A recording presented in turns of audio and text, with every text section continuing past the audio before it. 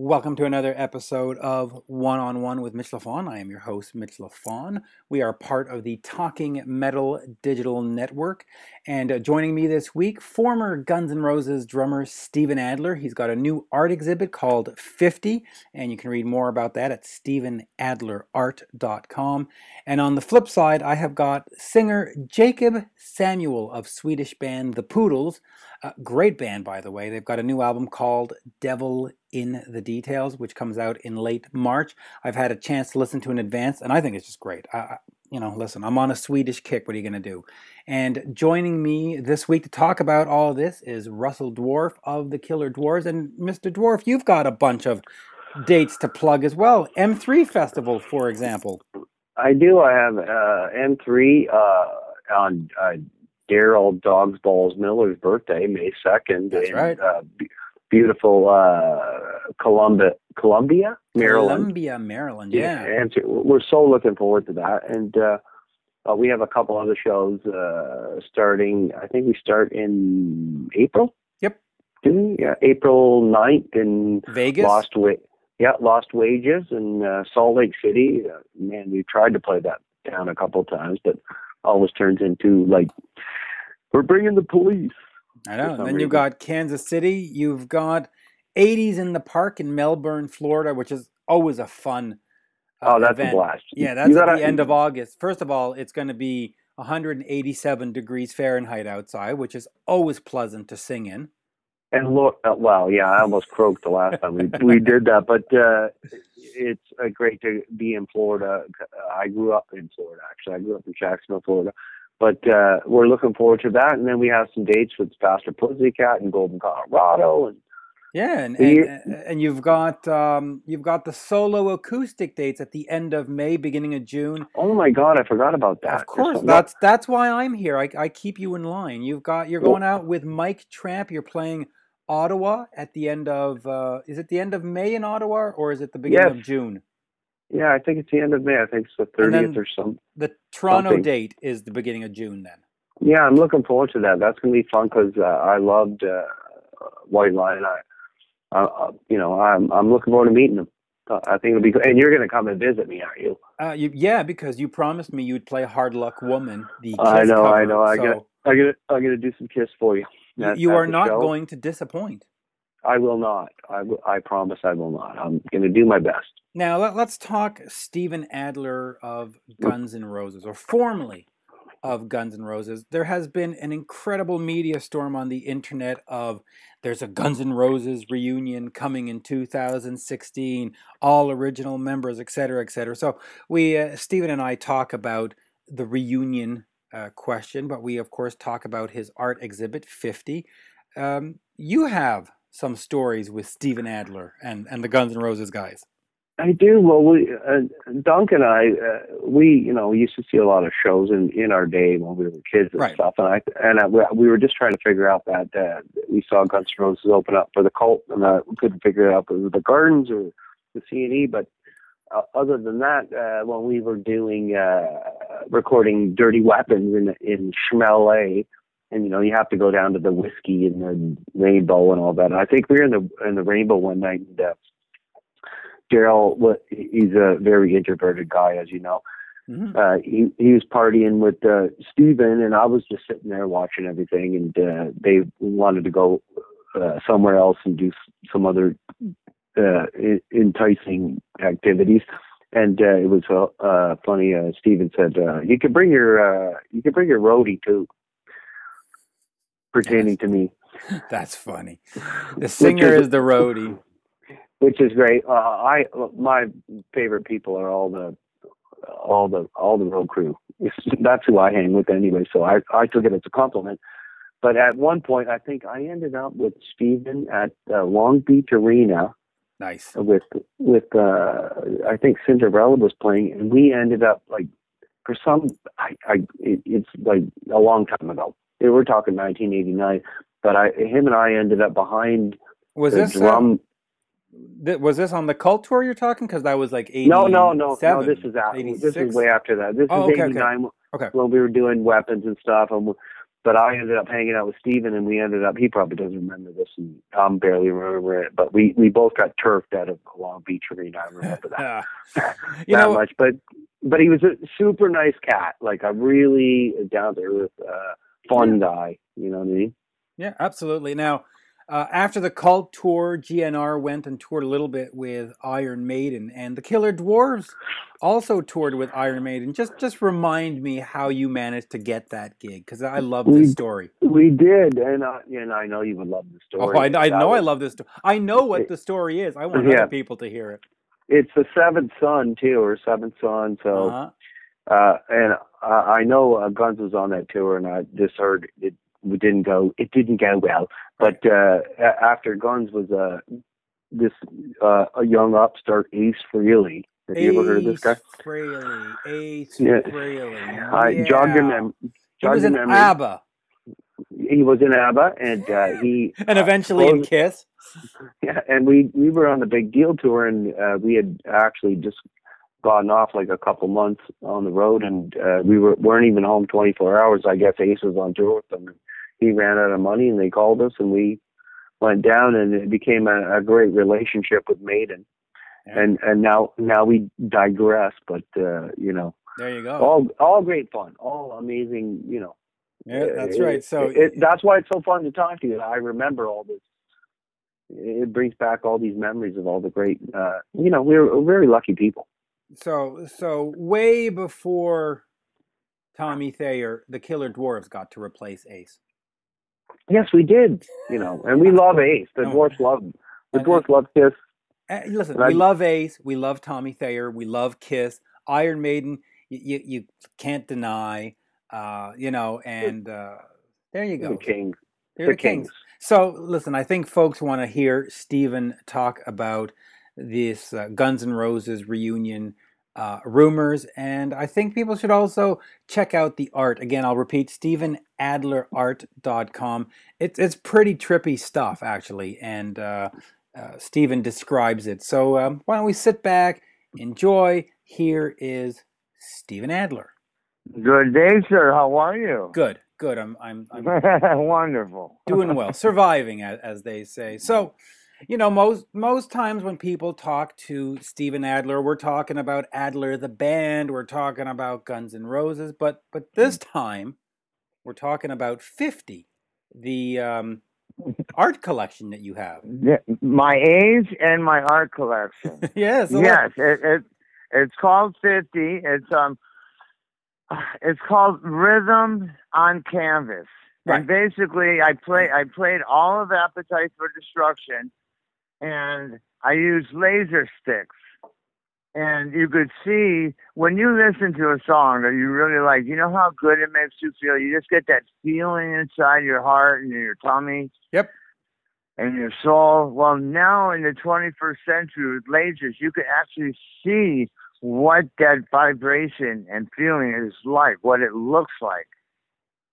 I know. And on my artwork, all the emotion and joy and love and anger and comes out in the laser photography that I did, and it's just amazing.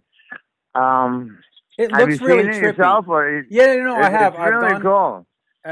Like anybody should do. I went over to StephenAdlerArt.com and I checked out the whole thing, and it's real trippy. I mean, it really is a stroke of genius, and Scene 4, who I guess came up with this helped concept. Me put it together. Yeah, Scene 4 helped me put this together. They do this, and they're fantastic. I'm so glad I was able to survive to make it to the 21st century, because the 21st century is exciting. It really is. So let me ask you a couple of things about that. First of all, is this a one-off? You've done 50, you're going to have it on display for a while, and that's it? Or do you want to have more art exhibits and do more things that are like this? Well, I enjoyed doing it so much, and it was I want to do more. And we were talking about it yesterday. As of yesterday, I think I sold 160 of them. And I went down and I signed each one personally, and I was talking with the guys from Scene 4, And I was saying, you know, we got to take this to the next level. And I said, what? So after we do, you know, we do this one, we get this out there, we're going to try and think of something new to do. But right now, this is the Appetite for Destruction collection. And anybody who's a GNR fan and loves the music, I think will totally enjoy it. Yeah, and I do want to talk to you a little bit about GNR in a second, but you know, you got to play, to sort of create this canvas and this art, and you know, people have followed your career. We know you've had a stroke. We know you've had some physical, you know, things go on. Was it difficult to play? Can you still play like you did, or are you limited in any way? Well, that's as of today, I have 404 days sober. Congratulations. And I have never been happier. I've never played better or had more fun playing. I mean, if we did ever do a reunion, or even if we even made a record again together, yeah, you know, the GNR guys, right. I think it would blow Appetite away. I think we're so. All of us are such better players. And when we did Appetite, we were only adults for maybe 3-4 years, you know? And that's from our experiences in life. That's what we came up with. Now we've been adults for 30 years. And I've been through, you know, up and down like an emotional roller coaster. I have a lot to write about. And I know the other guys, if we got together, you know, being adults now and knowing what we know, and been through what we've been through, I think we can make even a bigger kick-ass record. I really think, you know, I think there's. I heard you talk to Axl. I didn't talk to Axl recently. I spoke to Richard Fortis, one of the new members, and he was talking about. I mean, I also speak to Alan Niven quite a bit, but Richard was making some allusions that Axl would only do a reunion for the art. He would never do it for the money. Okay, well, that's nice. That's nice. You know, money.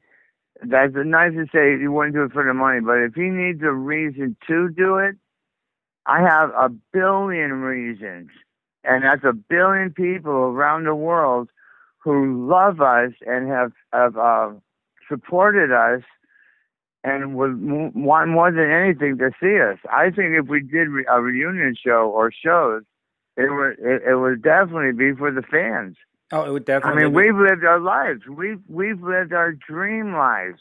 Right. Everything we dreamed about, we have experienced, good or bad. Sometimes you don't know what you want when you dream things, but we've experienced it and done it. Okay, let me ask you then about a possible. We owe it to the fans. Let me ask you about a possible Guns N' Roses reunion. You were quoted famously in Rolling Stone magazine as having said that you used to have a poster advertising the band's first tour of England on your living room, and every time you went to the bathroom for many years, you said, "Wow, we're going to reunite and do it someday." And then after a while, you would walk by and you said, "You know what? I'm just glad that I was part of it," and you sort of accepted the fact that it'll never happen. Where are you these days? Do you think that there's still a chance? Or well, I'm at the same place. I'm just so thankful and blessed that I got to be a part of something that was so great and something so magical. Because that doesn't happen every day. There's probably a million bands, but there's only maybe 2 or 3 or 4 real magical bands. And I feel the same way. I walk by that same poster and I go, I feel glad I was a part of that. And you know, it's Axl's call on doing a reunion. It's all up to him, and I love him, and I have his back, and I support him in everything he does, except for if he doesn't want to play for the fans. I can't support that because it's all for the fans. It really is. He says it's not for the money. It's for the art. It's for the fans. That's what it's for. If a reunion, and we owe it to him. We owe it to him. And I don't see why. I mean, personally, I would love to hang out with those guys again and work with them.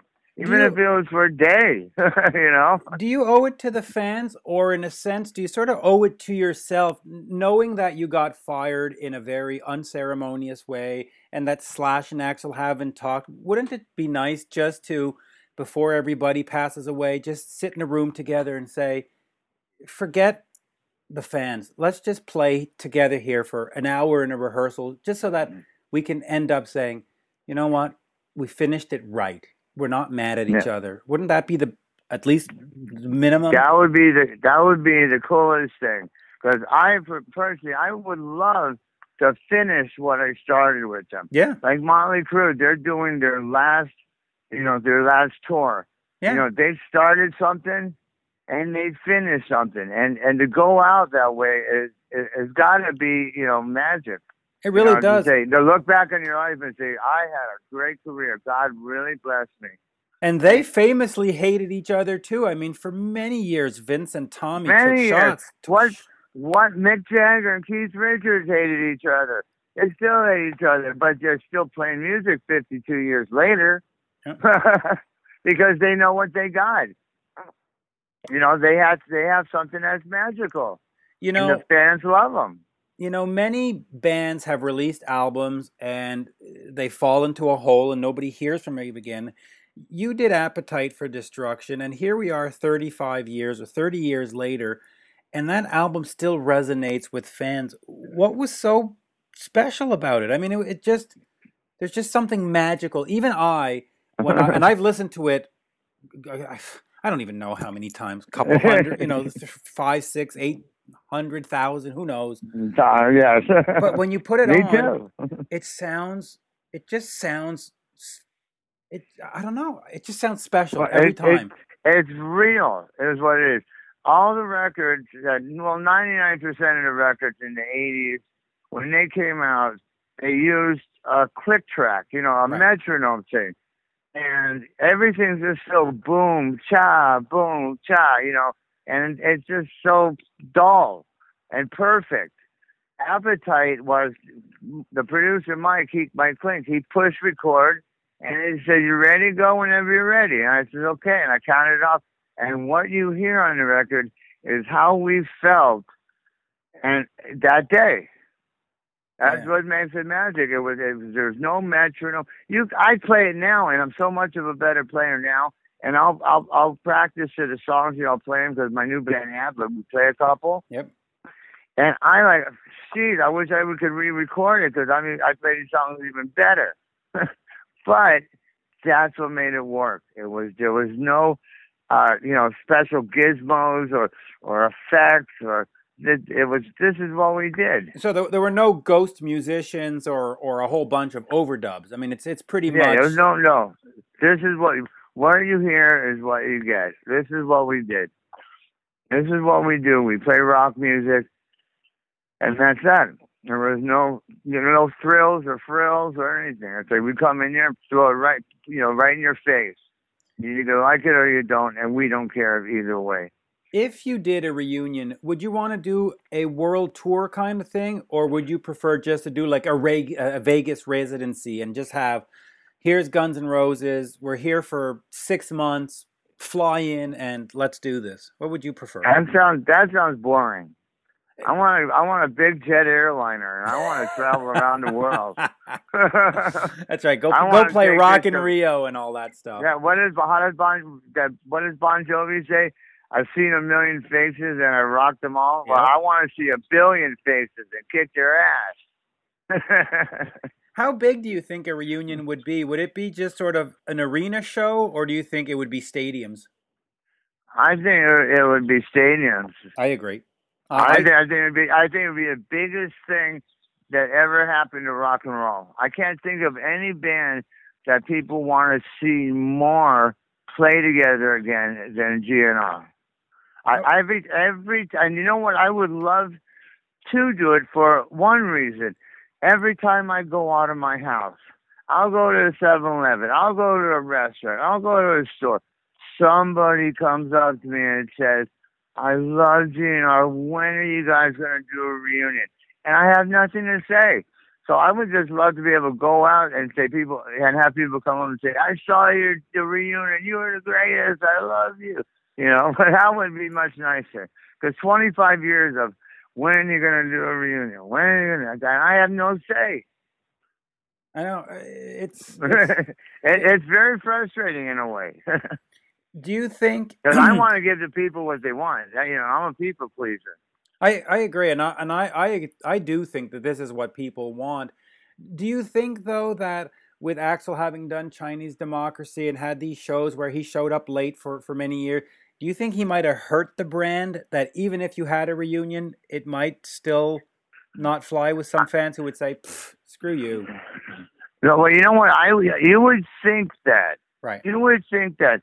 But when the five of us are together, we could do no wrong. Even if we tried to do wrong, we couldn't do no wrong. So I think if that happened, people would forget all about that ever even happened, that they ever went to a GNR show and they had to wait to 1 o'clock in the morning, which has got to be terrible. Listen, I've been to a there couple, all night and wait. I drove down to see, from Montreal to Hartford, which is about a 7-hour drive. Band showed up at 11:40. They played till 3:40. I didn't get back to the hotel till about 4:30, and I had to drive back to Montreal by 9. So I got about 2 hours sleep, you know. The thing about that is, that was rough. It's inconsiderate to do that to the fans, you know, because the way I think of it, people got to go to work. Yep. And people saved up for weeks, months. Yep. They saved to buy that ticket. And, you know, nobody wants to be disrespected. It's disrespectful, you know, to do that. And our fans, to me, are everything. You know, I want everything. And that's it. I would never do that. I do want to talk to you about the Adler. Back from the Dead was the last album that came out in 2012. But just before that, I want to ask you one thing about Slash. You've said over the years that you're glad that Slash is in your life. You've been best friends forever. And so I just want to ask you, what does Slash mean to you? Forget as a guitarist, but just as a person, what does Slash mean to you? He's my blood brother. Yep. Literally. When we were 13 years old, we pricked our thumbs and we became blood brothers. At his grandmother's house. Yeah. In the stairwell. Yeah, no, he's my blood brother, and I love him. Yeah. He means everything in the world to me. I mean, God forbid, you know, I wasn't a part of his life. Not being a part of his life for so many years was really hard on me. Did it hurt? It hurt really bad, and I took that hurt out on myself. That's why I would do drugs and drink the way I did. Is when I was just taking, you know, I felt abandoned, and disrespected, and I took it out, you know, on myself, and thank God I survived it. Yeah. Like you said about Slash, he means everything in the world to me. Yeah, and you must be very proud of him, the fact that he's been able to be sober for, God, I don't even know. Over 10 years. Yeah, 10 years, Over right? 10 years. I think like 10, 11 years. I'm so proud of him. I kept telling myself for years, going, if Slash can do this, I can do it. Right. But unfortunately, I just wasn't ready to do it. I wasn't ready mentally to be able to get my life together that way. But like I said, the last 404 days, that's over a year. With help from AA and from my sponsor and from my new sober friends, life it's taken a 180. Actually, I couldn't even think of a better time for a reunion thing to happen. Yeah, everybody's in such great shape right now. They really are. Everybody's sober. It's perfect. They really are. Do you think Izzy would come back? I think if Axl, you know, said he's going to do it, of course Izzy would. Because Izzy, like me and Slash are close friends. Axl and Izzy are the same way because they known each other since they were kids. Right. So if Slash did something and he asked me, I would jump at the chance. So I'm sure if Axl says you're going to do something, Izzy would jump at the chance. But I don't want to assume anything. No, but you've been sober for over a year now, which is fantastic. I mean, congratulations, and I'll keep saying that. But you listen, you did those reality TV shows, you did the Dr. Drew, you tried other things. Why do you think you weren't ready before? What kept pulling you back? Resentments. Okay. Stupid resentments that I had against the band, against my family. And Dr. Drew, those TV shows they did helped me so much. Right. Dr. Drew is amazing. He and such a wonderful, caring person. Everybody he had on that show, he gave each of us an opportunity to change our lives. Even if we change it in a little way, we change something. And he had our backs on it. And I took advantage of that. And I got off heroin and crack in 2008. And Dr. Drew and Bob Forrest and their crew helped me do that. It was the alcohol that I kept doing from then. And that's what now I'm finally completely cleaned off of. Oh, that's great. Okay, so let's get to the positive here. Let's get to that is positive, but let's get to the music. Back from the Dead, 2012. Jeff Pilson, who's in Foreigner and of course was in Dokken, produced it. Was part of it. Wrote a couple of songs on it. And on everything. Yeah. By the way, I'm friends with Jeff, and I just think he's the most wonderful person. He's incredibly talented, incredibly creative. What he's done with Foreigner is mind-boggling. They took a band that was, a joke and turned it into this touring force. He's been in Foreigner 11 years. He's probably had 3 months out of 11 years altogether off. And we were talking last night, and he said, "Stevie, we got to go on vacation. I want to go to the Bahamas. I want to jump on a trampoline in the ocean." And Can I join you? Because it's minus 20 up here. I can't believe it. I could use a Bahama vacation. Quite frankly, I could use a South Carolina at this point. Just get me to the team. I'm surprised all of Canada during winter time just doesn't go down to the Bahamas.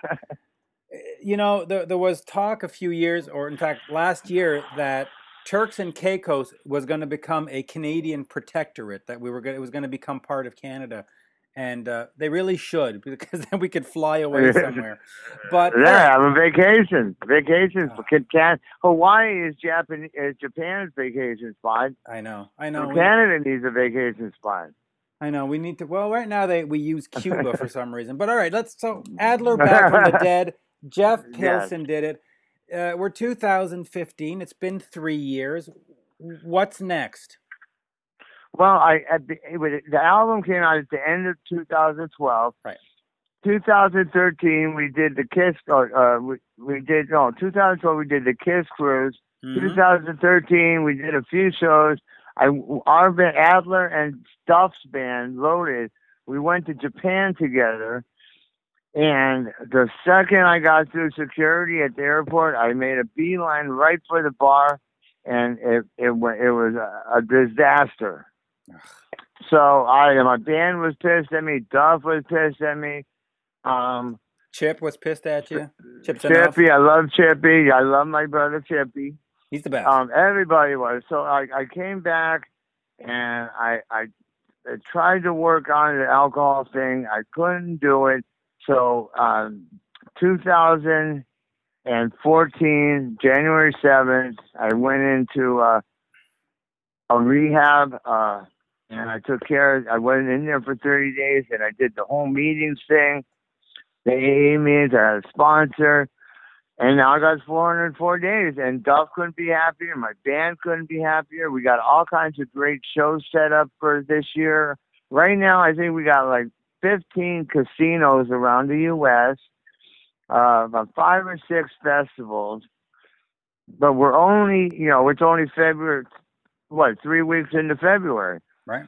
So we got a lot more shows coming up, and I'm hoping we can get up to where you are by summertime. Oh, that would be fantastic. Listen, if there's anything I can do to help, I do know a lot of promoters and other things up here. I could certainly make a call or two, so... Well, you know what? After we're done, text me your address. I'll send you a few CDs, and you can give them to your friends, the people you know. Will do. Absolutely. Oh, that'll be so great because right now I have one person helping me get shows. That's my friend Alex Grassi. Yeah, he's from the guitar player. Quiet Riot. Quiet Riot. Right. And he works for a pretty big agency, but he's working himself, but he's doing getting us these shows, and finally we got some real good shows. But I can use all the help I can get getting us out there. Absolutely, and I know Alex, so that's great. Is there new music though coming? Yeah, we have a new single for the new year. Called "Life Ain't Gonna." And that's go ahead. That's the new single we got. It's not on iTunes yet, but Eddie Trunk he played it on his radio show last Monday. And I'm supposed to be on a show this Monday to talk about the art and stuff, my artwork. Oh, great. That's fantastic. Yeah, I love Eddie. Eddie's great. He's been so good to me throughout the decade. Eddie's, I love Eddie. I think Eddie's great. And that metal show it keeps rock alive. And anything that keeps flying the flag is fine with me. It's totally cool by me. And when we played the Rock and Roll Hall of Fame, I love his show so much that it keeps, rock alive. And I wore his shirt. Yeah, I wore that metal shirt. That's a very famous That's a very famous picture. In fact, I remember from that Rolling Stone article, they had run that picture from.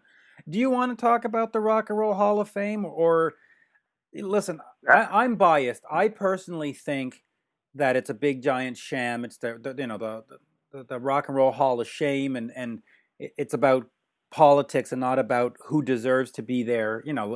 They've left out Cheap Trick, they've left out Crew, they've left out No, they didn't leave them out. There's just so many bands, and it's the people, right? The fans who vote for who they want to have in. It's not them. I mean, the people, they put out a poll and say, we got this band, we have these bands, and you pick like your sixth favorite. Okay. And that's what the fans picked. The only reason we got in on the 25th year of Appetite was because the fans picked us.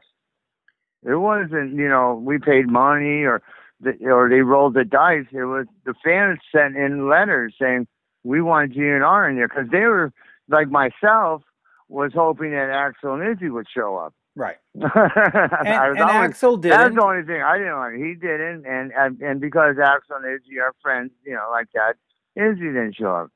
Out of respect for Axl, because he didn't show up, which I think is disrespectful to the fans. Well, let me ask you about that, because you had, again, famously said that you were mad at Axl for not showing up, and then a couple of years later you said, listen, I forgive Axl and everything's nice. Were you upset? I mean, how do you feel about the whole thing now that you have a little distance from it? Do you look back and say, oh, we should have just fucking done it? Come on. Well, of course I think we should have just fucking done it. Okay. But I had, what kept me from from drinking and using was resentment. So I had a resentment against Axl for that. I had a resentment for decades. But then I had a new resentment. And then, working this AA program and having a sponsor, and I realized that having resentment is just a form of self-abuse, It is. Self-torture. So I'm not going to torture myself anymore. I was there. I showed my respect. And, hopefully Axl will realize this one day. And because I love him, and I know everybody else loves him. And we both know, we were talking about how he showed up for shows at 11, 12, 1 in the morning. Mm-hmm. But he's still so loved that he's forgiven. I mean, You're pissed, but you would still love to see him do the reunion thing, right? So you'd forgive him. You can't hold resentments. It's so dangerous. Resentments are very dangerous, I've learned. Yeah, and listen, as a fan, I think that if the original lineup stood on a stage, whatever happened in the last 30 years would be forgotten overnight, because as soon as you hear that chord on Welcome to the Jungle, or You Know Where You Are, or you hear Mr. Brownstone, you would just sit back and go, ah, and that would be it. And that would be it. Nobody would even remember or think of anything in the past. Nope. It would start fresh. And it would start fresh. And that's what, it would do. And it's a beautiful thing. And I hope we get to do that, because I would love to start fresh, and I would love to finish where I started. Yeah, and I know we've done a lot of reunion talk, but let me ask you this, and maybe we'll end with that. But if you did it, would you have to make an album? Because the catalog is strong enough where you don't have to make any new songs. But would you need, just for you as a person, to have some new music and say, yeah, you know what, we can still do this. We don't have to just live off of Sweet Child of Mine. We can do whatever name of the new song is going to be. Well, I would love that, but I don't think we need to do that. You don't. You absolutely don't. I think myself, if we did do a reunion tour or a show, all we would need to do would be play Appetite from beginning to end. Yep. And everybody would be thoroughly satisfied. Agreed. Agreed. From beginning to end, just play it from beginning to end. That's it. However long that takes. That's as long as if there was any hatred or uncomfortableness, it's like, hey, we'd have to be on stage for 58 minutes, an hour. Yep. Play the record from beginning to end, and then I'll see you, tomorrow for an hour. Yeah. And then I'll see you the next day for an hour. But that's it. But you need 90 minutes, so you'd have to throw in a few covers and a few extended jams and just make it an event. I'm sure Axel would talk to the audience for a good 30 minutes throughout the set. I'm sure. I know he has definitely always has something to say. Yeah, absolutely, and and I love him. I love him for that. I love him. I love Slash. I love Duff. I love Izzy, and I love myself again. And that's important. That probably took you a long time to get to. A long time, and it feels so good. I'm back to I feel like when I was a teenager, when I had dreams and hopes, and I believed in myself, and I loved myself, and I wanted to achieve things. And right. I feel that way again, and I'm starting to do it. Do you have any regrets? Do you look back and say, man, if I just hadn't touched that heroin that first night, wherever it was, none of this would have happened? Or do you say, you know what? It is what it is. It's part of my. It is what it is. Okay. It's part of my story. It's part of my life. I'm not the first. I'm not the last. No, and you know what? The one thing that's important to remember is that you're a survivor. You made it through. You're still playing music. You're still enthusiastic, and of course, you've got the art, which is where we started off talking about the 50. Yes. And I'll tell people, go to StephenAdlerArt.com, check it out. It really is something spectacular. What they've done is spectacular, or what you've done, I guess, is spectacular. Yeah, and it's a part of GNR history now. Yep. So if anybody loves GNR and wants to have a part of the history of it, this is the artwork for it. Yeah, put it on your walls. put a piece of emotion from Appetite for Destruction on your wall. Is creating this kind of art different than creating music, which is an art form itself, or is it just there's a creative process and it's pretty much all the same? And well, no, the art comes from the music. Okay.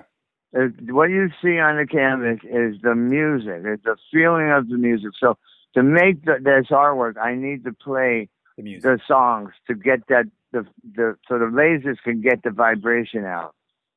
Gotcha. Yeah. All right.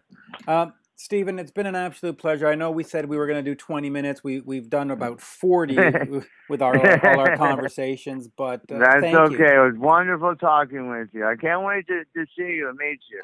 Yeah, absolutely. Text me an address. I could send you some CDs. Perfect. And give them to your buddies. Definitely got to get you up here. And a lot of the promoters. Help me get up there. A lot of the promoters I know Alex, and they've booked a lot of the bands that Alex has promoted. So we'll get you up here. All right. Thank you so much. Thank you, Stephen. Have a great day. Stay warm. Ha! Not in February in Montreal, but I'll do my best. Maybe I'll All crawl right. Oh, inside and good luck with your operation. Good luck with that. Yeah, the wonderful heart operation. I'm going to say a prayer for you. You're going to be just fine. Thank you, and please keep making music. It's been the soundtrack to a part of my life for the last 30 years, and anything more that you can add to it, I appreciate. You got it, brother. Thank you. Have a great day. I love you, brother. Thank you. You too. Bye-bye now. Bye. There you have it, folks. My interview with former Guns N' Roses drummer Steven Adler. Hopefully someday he might be future or current Guns N' Roses drummer. So, Russ, you hear all of that stuff. Richard Fortus had made some comments in a previous episode, and you hear Steven Adler. Do you think Guns N' Roses is going to reunite, or do you think Guns N' Roses should reunite, even if it's just for the fans? I mean, get 6 separate tour buses, don't talk to each other, but just do it one last time for the fans, because everything is for the fans. Honestly, it's going to be, it's like, is there global warming? Yeah. I don't know. It'd be great for everybody, but maybe it's just not going to happen. It's like, live and let live, or live and let die, or whatever the hell they say. Yeah, well, I don't know. It's a tired story at this point. You know what I mean? It is, but if ever it does happen, it's going to be like a mega. It'll be huge. I think the story is coming back a lot these days, simply because, as the old saying goes, where there's smoke, there's fire.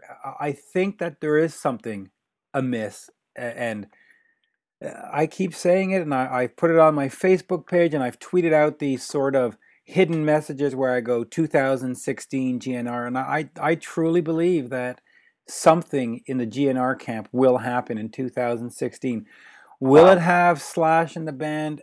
Yes or no? I don't know. Will it be with Matt Sorum and Gilby Clarke and not Adler and Izzy? I don't know. But I think somewhere there is going to be something that is going to be presented to the folks as a GNR reunion. And, I think it's going to happen. But, it'd be cool, because, like, they were an awesome band. Awesome live band too. It's so fun to see. Yep. Now, speaking of awesome bands, I've been on this whole Swedish kick. I think people that have been listening know I've been talking about Eclipse, and I've been talking about Heat, and I've been talking about all these bands. Another band that I've been listening to are called the Poodles. The band is called the Poodles. New album is called Devil in the Details. If you're like me and you like that 80s rock and that classic rock sound, whether it's Kiss or Bon Jovi or Def Leppard or whatever, it's another one of these bands that does it very, very well. Will you be able to see them live in New York? Probably not. Live in Vancouver? Probably not. But in Europe, they've been touring. They've been doing this for God knows how many years. It's been since 2006, I believe. So, 9 years of career. The music's good. Jakob Samuel was in a band called Jekyll and Hyde before, which was a great album. So, Have you heard of the Poodles? They seem to be rocking in Sweden. Oh, they're rocking in Sweden. And, one of the things that fans always tell me when you talk about the Poodles, you go, yeah, man, they sound great, but what's up with that name? And so with Jakob, I said to him, hey, Jakob, what's up with that name? And I loved his answer. So maybe we should just sit back and listen to Jakob. How's that? Yeah. We're speaking with Jakob Samuel of Swedish band The Poodles. Their new album, Devil in the Details, comes out in March. Good day, Jakob. How are you? I'm very good. Hi, Mitch. Good. It's always a pleasure to talk to bands from Sweden. There's an incredible scene going on in Sweden with, Dalton and Eclipse and Wet and Work of Art and, of course, Europe. What's going on over there? Well, I would say we have a long tradition of melodic hard rock and heavy metal in this part of the world, and then maybe especially Sweden. But I don't know what that comes of. We had a long tradition of music school here. So kids from very early age has a possibility to try out some really, cool stuff from the beginning, and then I guess that has some part to do with it as well. I would say. Does. The band has been around since 2006, and you've done well in Europe. You've done well in Asian markets. Japan has an affinity for the band. North America doesn't seem to really know the Poodles that much. There's a few die-hard melodic rock fans like myself that have always checked out new bands. Yeah. What's the plan for North America? Devil in the Details. I've heard a couple of songs. They sound great. This album should be a hit over here. So what do you do to get over to North America and make it happen? Well, we just signed the new deal with Gain and Sony Music. So hopefully they can do something. But I guess to be able to make a change or make an impact in the States, you really need to be on place.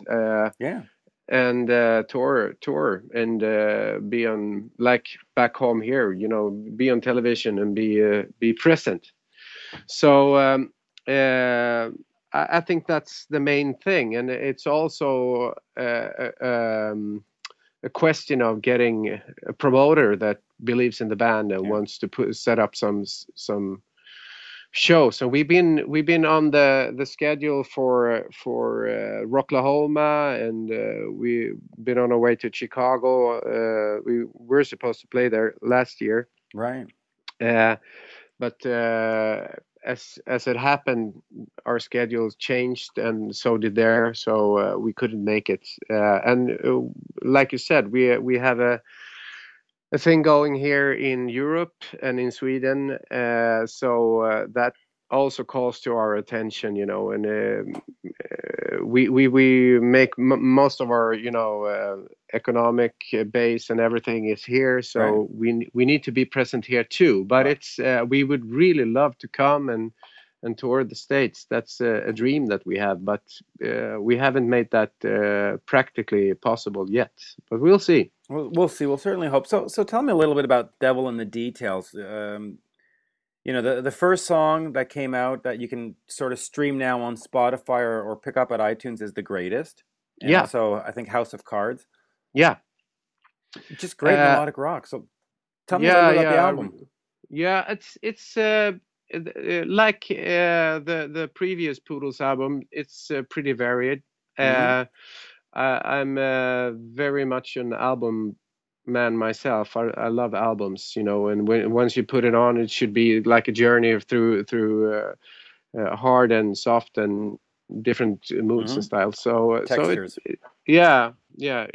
It's definitely the case on Devil in the Details. And like always, we like the expression, since we are a band that really work a lot on the details, and since we work with Mats Valentin, who is a sorcerer in the studio. I mean, he really works with the details and stuff. So that was a kind of a word game for us to have on this album. It's very the thing is, Pontus left the band just before we started recording. So I was going to ask you about that. I mean, here's a guy who's in the Poodles and now is in King Diamond. It sort of seems diametrically opposed. Was that a bit of a shock when he left? No, I mean, Pontus comes from that kind of music from the beginning. I mean, he played with Lion's Share, and it's kind of progressive metal, and has always been a fan of that kind of music too. So I mean, so am I. It's some of the stuff that I listen to through the years. It's not. I've never been a big fan of King Diamond, especially, but other bands in that genre, of really progressive metal.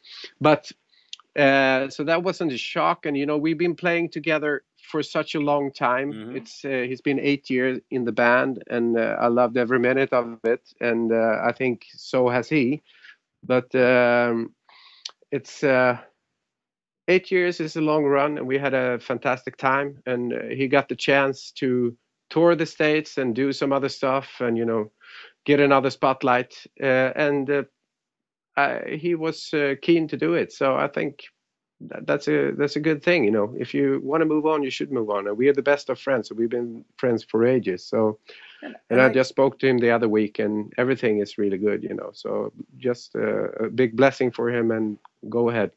You know, a lot has been made about member changes when you think of the classic bands like Kiss and Whitesnake and all that. But sometimes a member change is actually very positive, because not that Pontus or anybody else was no good, but you get that new energy that comes into the band. They play the bass a little bit differently. Is that what you're noticing?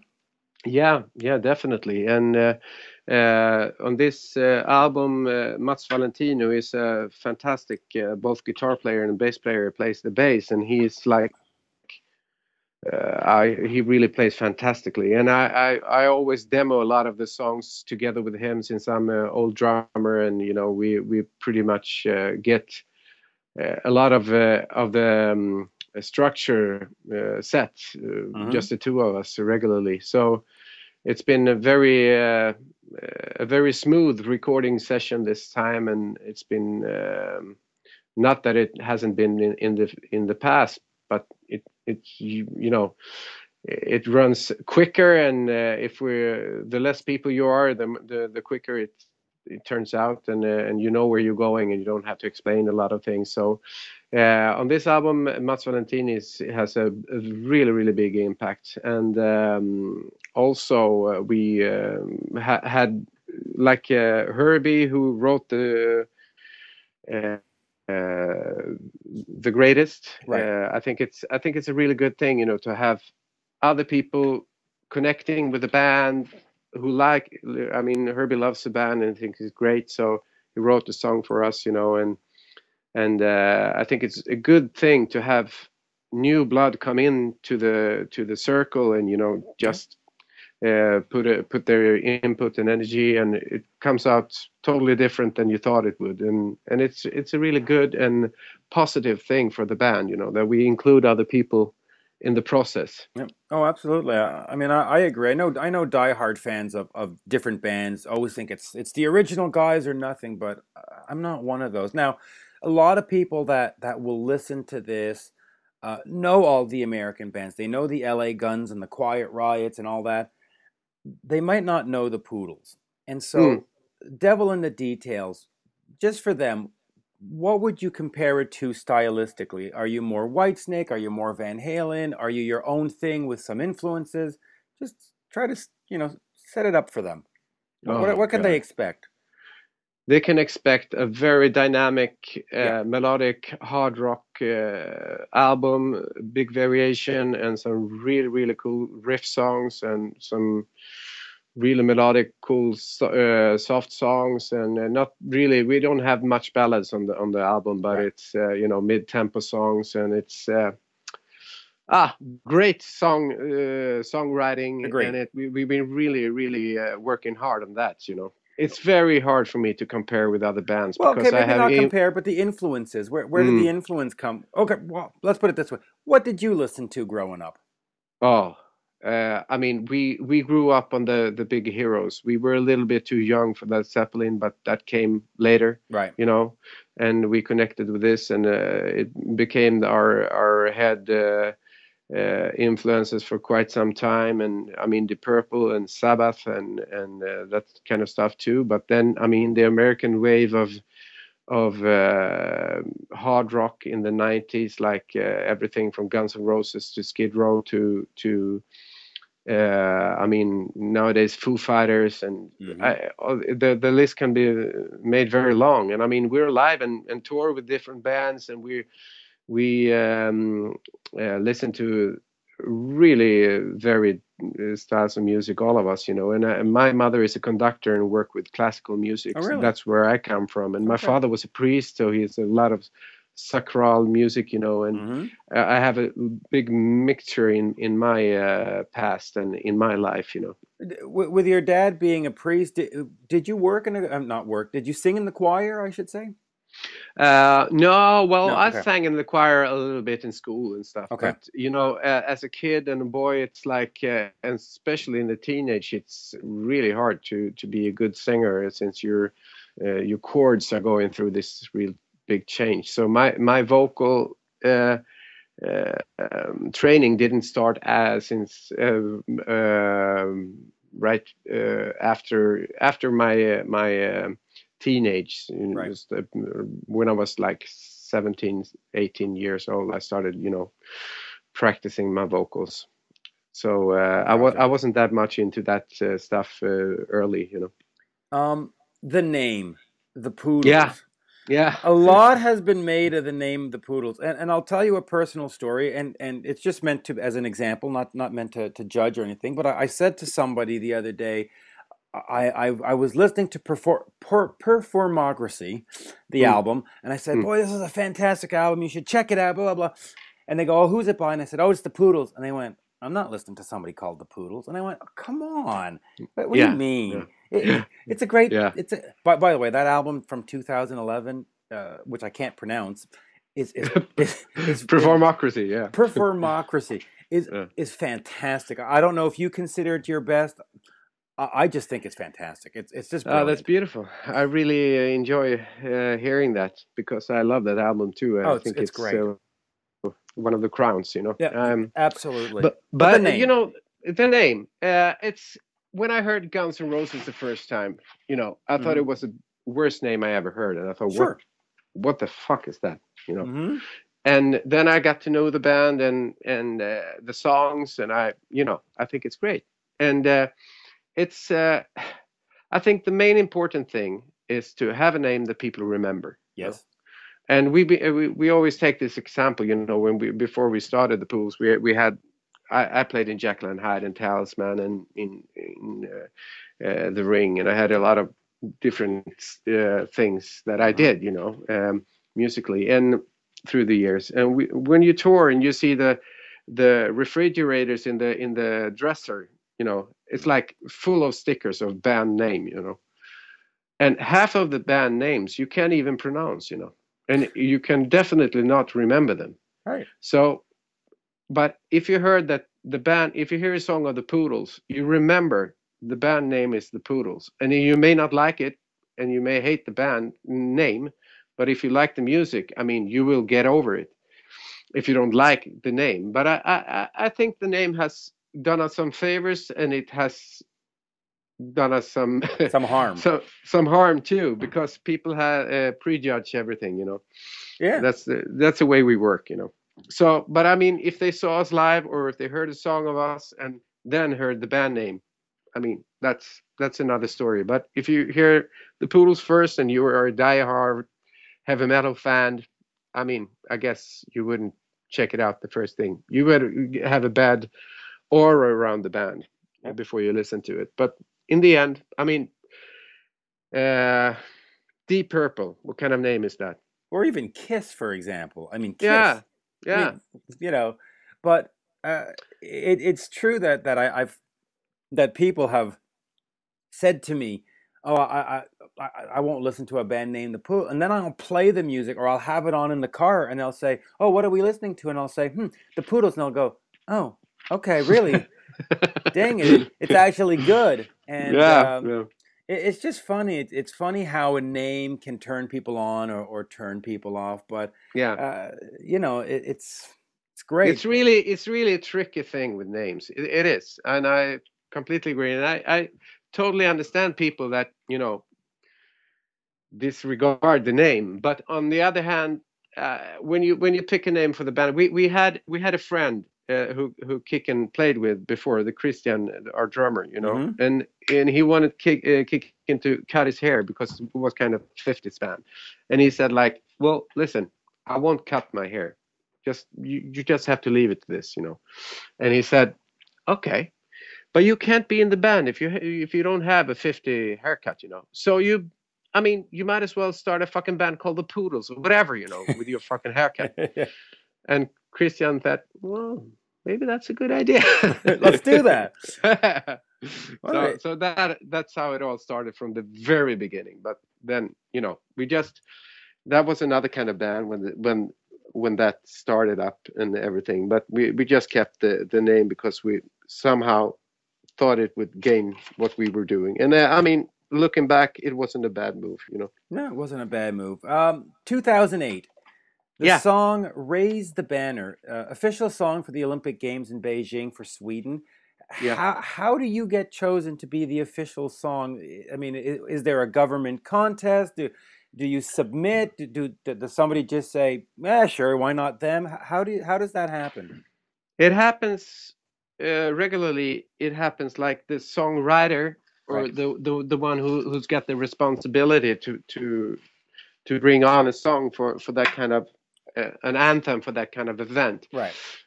He contacts you and say, hey, we would like to either, you know, would you consider doing this or doing that? We have this and that and this and that. Mm-hmm. And can you come up with something? Or we have this songwriter who is doing that. Could you connect with him? And, you know, so that's, we did the Swedish hockey song last year as well. That's And right. 2013, you know, for the Tre Kronor when they won the World Championship. And But I think Canada won this year, right? yeah, but last year there was Sweden. Well, we don't need to remember that. Yeah. Well, for us it was kind of fun, you know. Once No, we did listen, the song day. hockey rivalries are always fun, and you know, Yeah. listen, I look Yeah. forward to next year. Maybe Sweden and Canada can end up in the finals, and we can email each other some nasty comments. Yeah. Yeah, I enjoy that too. That's Yeah. fun, you know. In all friendship, you know. That's the fun part of sports, is being able to poke the other team or the other country and say, "Oh, we're better than you," right? Yeah. I mean, it's a friendly atmosphere around that. I think it's fun. Yeah, that's the fun of it. Melodifestivalen, which leads people to the Eurovision contest. You were part of that in 2006. But I'm going to ask you about Eurovision, because we don't really have something like Eurovision in Canada. I mean, okay, there's American Idol, but you know. Yeah. Now, give me a break, right? Yeah. What's the importance of Eurovision to bands in Europe? I mean, especially it's different in Europe too, from country to country. But countries like England, Germany, a lot of the South European countries, and especially here in the North, it's crazy. You know, it's the biggest TV event of the year. Mm-hmm. It's going on right now, so it's mainly tonight is the second final. They have like four semifinals, and then it's the final. So there's one of the semifinals right now tonight, and it's crazy. You know, we have half of the population watching. Wow, it's unbelievable. Yeah, it's unbelievable. So if you want to make an impact and you have a good thing, and you got I mean, it's like 3,000 songs that is sent in to anticipate in this, and it's ends up with 25-30 songs, you know. So it's maniacs working all year just to get the songs on air, you know. But if you do get it on air, and if you do a thing there that you can be proud of, and as an artist you want to do, you know, and it comes through, then it's a beautiful thing, you know. It can really change your career, and it certainly did for us overnight. So, and if you do have the skills and also, I mean, experience of in what you do, and you really want to know what you want to do, if you get a success there, then it's a great thing. But if you do something that it's not where your heart is, you know, then it could be a big problem, because then you have set yourself in a genre or in a style that you can't get out of. Get out of and set up for. So I mean, it's a blessing and a curse, but depending on what you do in it, you know. And for us, it was like totally natural. We were the genre.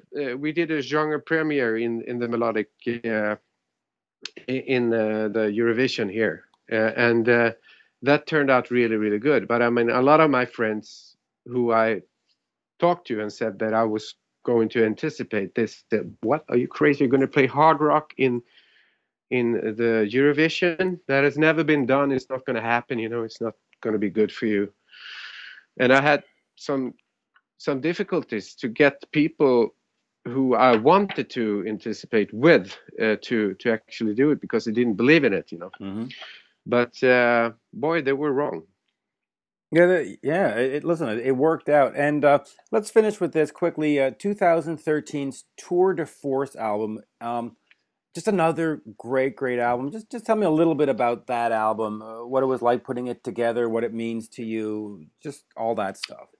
Well, Tour de Force was the album we did after having 1 year's break, right. Because I did a solo album, mm-hmm. Past Present, that I really enjoyed and loved doing, and had a great time with. And also we've been working really hard since 2006, so we needed a break, So we gave each other 1 year off, and then we got together again. We had a plan of, rehearsing more together than we did in the past, and try to, really make a more live album style, and I think it turned out really good. I really enjoyed that album too, because it's kind of more playful and more I think Henrik and Pontus is doing some fantastic stuff together there. Agreed. And also the songwriting, we had we had another year extra than we used to with the songs, and I mean we had like 35-40 songs to pick from.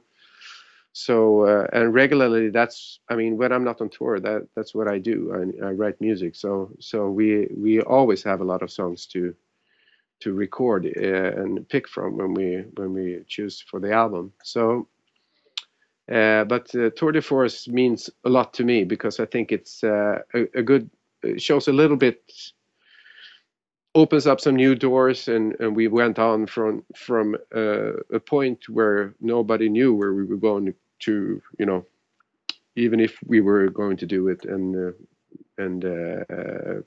to in what direction we didn't know either. So I really enjoyed that album.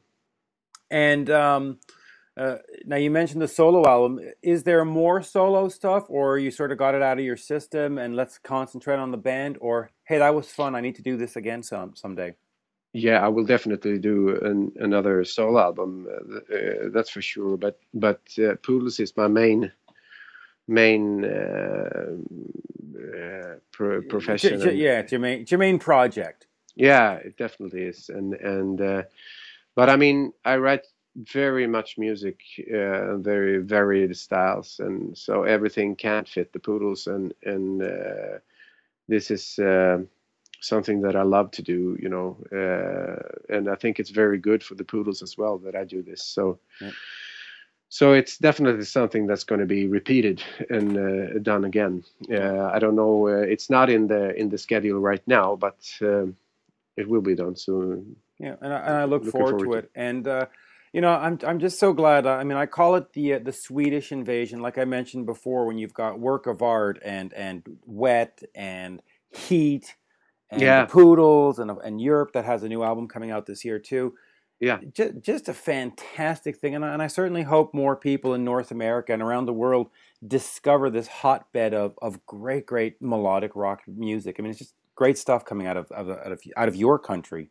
And, yeah, that's great to hear, and I agree. And it would be a good thing, to gather maybe 4 or 5 Swedish bands to go on tour, and do something together, because it's very hard for one band to do something, to make an impact on their own, Yep. So and get a tour going with all the costs and everything. So it might be a good thing to I would love to see it.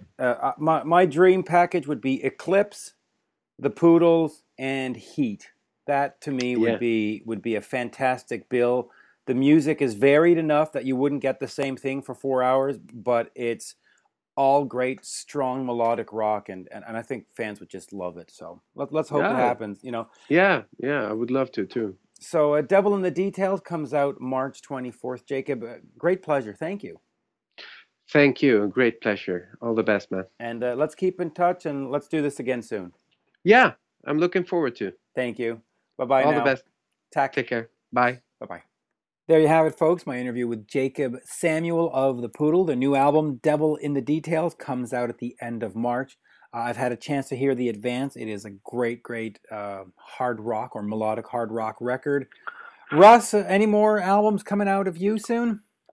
Well, we're working on a few secret things that we're not going to be telling anybody until I do another interview with you. I want to do some stuff this year.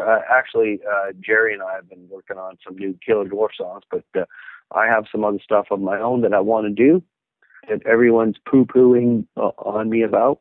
So that means I'm going to do it for sure. There you go. And you've got, of course, the wireless CD, the acoustic CD that came out a couple of years ago. And that's still doing great for me. And it was a labor of love. And we have the Kiss tribute with you, with the charity that's just like exploded. It's incredible. The World with Heroes and Killer Dwarfs and Russ Dwarf is all over that thing. Nothing to Lose, God Gave Rock and Roll to You, Hard Luck Woman, which you'll be playing live on the acoustic tour with Mike Tramp.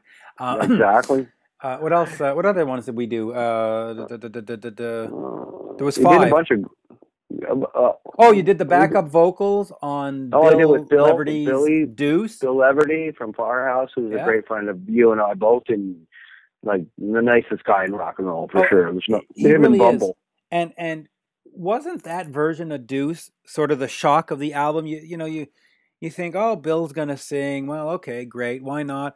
And I don't mean that in a nasty or a negative way, but man, the guy's got pipes. He did an awesome job, man. But that whole band, they can sing like buggers say. They're really good singers. And Bill is like such a nice cat. Absolutely. Him and Bumble are probably the two nicest guys in show business. Yeah, for and sure. Of course, Bumble is on the Wireless album. Bumble's on the Wireless album. He's on the Drifting Back song. If you don't, just go listen to it for that. He did an exceptional job, and I can't say enough about him. Both those guys are great cats. Yeah, great cats. And of course, Steven Adler was a guest today on the first part of the episode. StevenAdlerArt.com's new collection is 50. It's actually out in a gallery in California. You can go check it out. And hopefully someday there will be a Guns N' Roses reunion tour, and they'll invite you and me as special guests. Exactly. And we'll be an Aces band opening up for Guns N' Roses. Wouldn't that be funny? You can open up. I just want to sit in the back around catering and just sort of hang out. All right, I'm in. I love the donut. I love donuts. Why not? But hey, let me ask you this. If there was a original member Guns N' Roses reunion with Steven and Izzy and the whole thing, is that playing arenas, or is that playing stadiums, or is that a big fail? I think it's stadiums for sure. It's like, it's funny when you look at the way rock and roll is these days, and you're lucky if you can get an arena tour. But then AC/DC comes and puts the first album out and whatever. Yep. And there's no arenas. They're all stadiums. It's so mega. It's like, they're as big as the Stones. They're carrying the torch, right? Yeah, and it's amazing considering that they only really had 3 sort of proper albums. I mean, they had that sort of EP with "Used to Love Her" and so on, and then they had the spaghetti incident. But it's the impact. It's the impact of the first record. Yeah, that's really it. It spoke to everyone of our generation. I can say that from my standpoint. It was a classic. It was like when Van Halen 1 came out. That changed everything too. There's a few seminal albums that just changed rock and roll, right? And the greatest thing is, hey man, we're all still rocking. We're all still above ground. It's all good. Yeah, there you go. If people want to find you, they can go to Twitter at Russ Dwarf. And if they want to find me, same thing. Head over to Twitter and look up at Mitch Lafon, Lafon. There you have it, folks. Another episode of One-on-One with Mitch Lafon. Good day, Russ. Thank you for your participation. We shall do this again soon. And of course, we shall check out the Killer Dwarfs dates and you with Mike Tramp doing the acoustic thing. And of course, Hard Luck Woman. Always. Cheers, buddy. Cheers. Cheers.